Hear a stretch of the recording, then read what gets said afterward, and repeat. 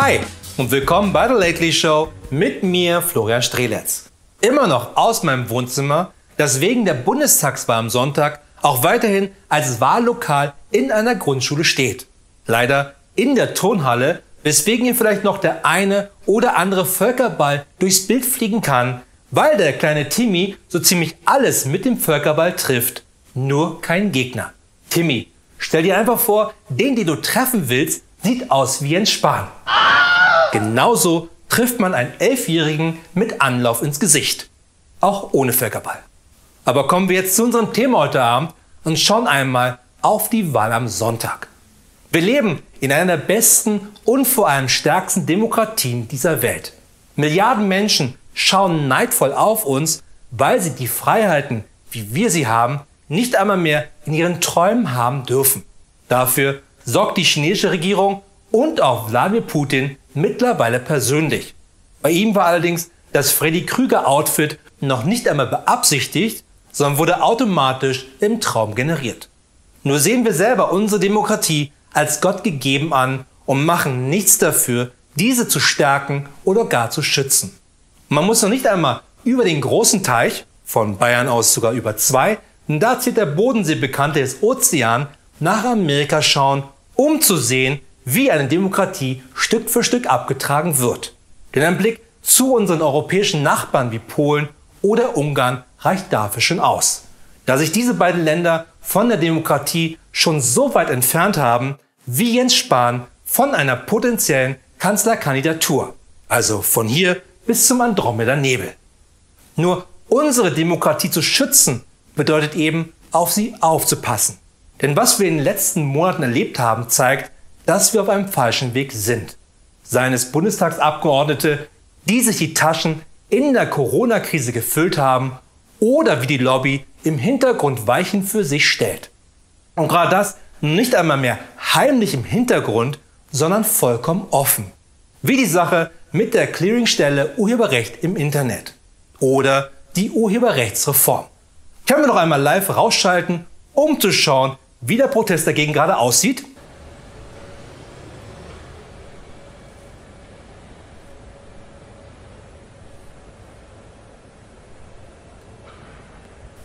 Ich glaube, das war gemeint mit #nie mehr CDU, dass niemand mehr gegen die CDU demonstriert. Nur unsere Demokratie zu schützen, heißt eben nicht auf die Straße zu gehen wegen einer nicht existenten Corona-Diktatur. Denn sind wir ehrlich, es gibt in Deutschland nur eine einzige Person, die seit der letzten Bundestagswahl vor 4 Jahren auf den kommenden Sonntag gewartet hat, damit es endlich vorbei ist. Und das ist Angela Merkel, die nicht mehr Macht haben will, sondern den Scheißhaufen endlich hinter sich lassen will. Also sowohl Jens Spahn als auch die Kanzlerschaft im Generellen. Deshalb gab es nie eine Corona-Diktatur, weil die diese Macht dann gehabt hätte, allergischer auf diese Macht reagiert hätte als Sonnencreme auf der Haut von Jens Spahn. Dementsprechend stand seit der letzten Bundestagswahl Angela Merkel jeden Tag vor dem Spiegel im Bad, natürlich im Morgenmantel, in dem sie für Alter immer noch recht gut aussieht, und träumte davon, endlich diesen Scheißhaufen hinter sich zu lassen. Und damit meinte sie wirklich sowohl Jens Spahn als auch das Amt der Kanzlerin. Denn in ihren 16 Jahren als Kanzlerin hat sie nichts gemacht, was uns als Land oder geschweige denn als Gesellschaft vorangebracht hat. Nun wird der eine oder die andere sicherlich einwenden, Augenblick mal, was ist denn mit dem Mindestlohn oder dem Atomausstieg? Das hat sie uns doch gebracht. Ja, aber zu welchem Preis? Nehmen wir einmal den Mindestlohn. Erst einmal ist das ein SPD-Kind, das von der CDU jahrzehntelang verachtet wurde, wie ansonsten nur Jens Spahn von seinen eigenen Eltern. Denn wenn wir jemals dachten, dass Theodor von und zu und hast du nicht gesehen Gutenberg schon als Dr. Google angesehen werden musste, dann hat Angela Merkel in 16 Jahren auch nicht viel anders gemacht, als alle interessanten Themen bei der SPD, der FDP oder sogar notfalls bei den Grünen aus deren Parteiprogramm per Copy and Paste auf ihre Agenda zu kopieren. Wenn es denn gerade en vogue war. Wie die Sache mit dem Atomausstieg.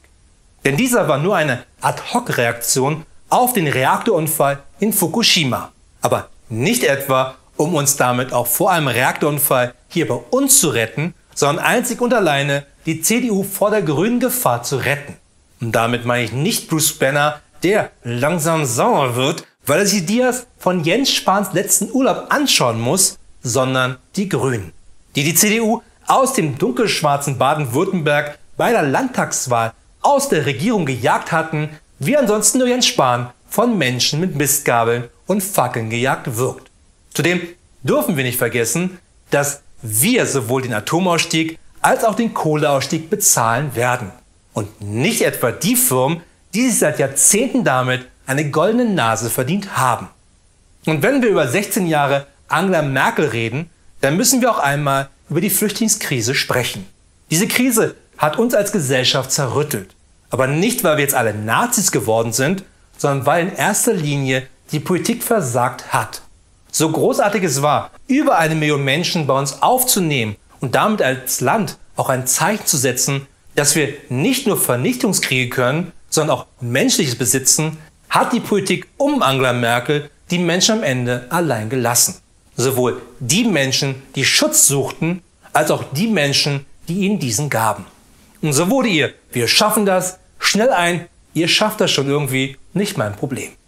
Nur bringt uns das zur nächsten großen Krise unter Angela Merkel.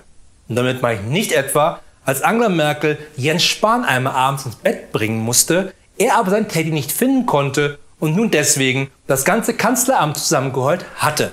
Da war die Lösung recht einfach: Jens Spahns Zimmertür einmauern und nie wieder über ihn reden. Natürlich war und ist das die Corona-Krise. Was wurde Angela Merkel in der ersten Welle gefeiert, sowohl hier bei uns als auch im Ausland? Denn während dort Leute wie Donald Trump herumstümperten, bewahrte Angela Merkel bei uns die Ruhe. Nur stellte sich diese Ruhe in der zweiten und dritten Welle einfach nur als nicht wissen, was man machen soll, heraus. Und deshalb wurde lieber nichts gemacht. Klar hat sie als Wissenschaftlerin früh gewarnt, dass Lockerung zu mehr Toten führt. Aber als Kanzlerin mit der Macht, dieses Sterben zu verhindern, hat sie eben nichts gemacht, sondern in stundenlangen Konferenzen mit Ministerpräsidenten geredet, die lieber Candy Crush spielten, während in den eigenen Bundesländern die Menschen verreckten. Nur um am Ende sowieso nicht das zu machen, was in diesen Konferenzen vereinbart wurde. Aber eines ist bei Covid-19 so sicher wie das Halleluja in der katholischen Kirche, wenn die neuen Ministranten kommen. Nämlich, dass Jens Spahn immer noch ein misogyner Wichser ist und dass eine 4. Welle kommen wird.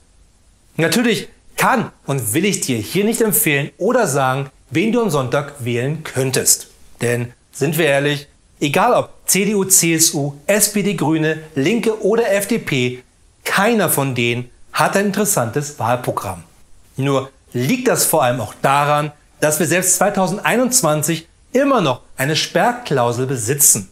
Diese 5%-Hürde war 1949 wichtig, um nur noch 6 Ex-Nazi-Parteien im Bundestag zu haben, also 5 neben der CSU. Nur sind gerade heute viele Kleinstparteien eine interessantere Option als die arrivierten Parteien. Aber es lohnt sich schlicht nicht, diese zu wählen, wegen der 5%-Hürde. Denn mit einer Stimme für eine Kleinstpartei ist es, als würde man gar nicht wählen, da der Kuchen am Ende nur unter denen aufgeteilt wird, die die 5% geschafft haben. Dabei hatten bei der letzten Europawahl die Kleinstparteien zusammen fast so viele Stimmen wie die verfickte SPD.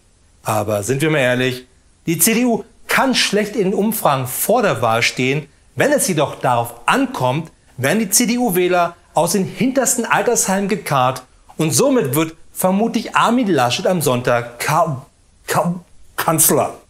Immerhin ist aber dabei eines klar. Denn das werden keine 16 Jahre mit Armin Laschet, denn der Typ ist so ein großer Haufen Scheiße, dass selbst Jens Spahn gegen ihn aussieht wie nur ein kleiner Haufen Scheiße. Sollten aber wieder erwarten, sich doch die Grünen durchsetzen, wird es auch mit ihnen keinen neuen Weg geben. Denn alles, was die Grünen propagieren, könnten wir als Konsumenten schon lange selber machen. Ob grüne Energie, grünes Fahren oder eine grüne Landwirtschaft. Aber wir haben in Deutschland immer noch die Massentierhaltung, weil wir es geil finden, für 99 Cent beim Supermarkt 200 Gramm Bierschinken kaufen zu können, weil uns die Qualen der Tiere dahinter nicht interessieren. Und ich weiß, dass viele jetzt sagen werden, dass Fleisch billig sein muss, damit auch arme Menschen es sich leisten können. Nur genau das ist der Fehler. Fleisch muss teuer sein. Denn Fleisch muss wieder ein Luxus werden, damit wir auch wieder den Wert des Fleisches erkennen und respektieren.